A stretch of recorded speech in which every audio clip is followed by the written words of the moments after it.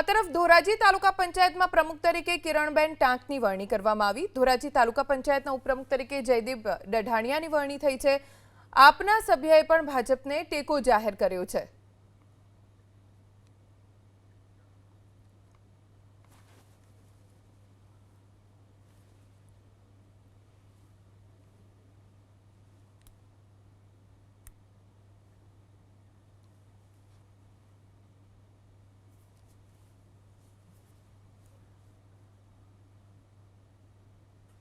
જામનગરના લાલપુર તાલુકા પંચાયતમાં પણ પ્રમુખ ઉપપ્રમુખ કારોબારી ચેરમેન અને દંડકની વરણી થઈ ગઈ છે। તમામે તેમને ફૂલહાર પહેરાવીને સ્વાગત કર્યું, અભિનંદન આપ્યા। ઢોલ નગારા સાથે કાર્યકર્તાઓમાં ઉત્સાહ જોવા મળ્યો।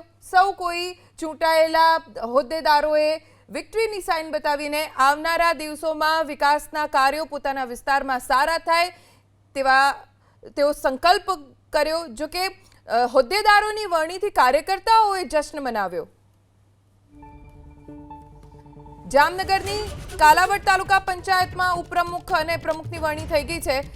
કાલાવડ તાલુકા પંચાયતના પ્રમુખ તરીકે સેજલબેન બથવાર અને ઉપપ્રમુખ તરીકે હરપાલસિંહ જાડેજાની વરણી કરવામાં આવી છે।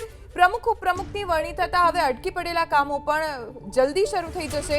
કાલાવડ તાલુકા પંચાયતના પ્રમુખ તરીકે સેજલબેન બથવાર અને ઉપપ્રમુખ તરીકે હરપાલસિંહ જાડેજાને જવાબદારી સોંપવામાં આવતા તેમના સમર્થકો અને કાર્યકર્તાઓમાં ઉત્સાહનો માહોલ જોવા મળ્યો। તમામે ચૂંટાયેલા હોદ્દેદારોને અભિનંદન પાઠવ્યા।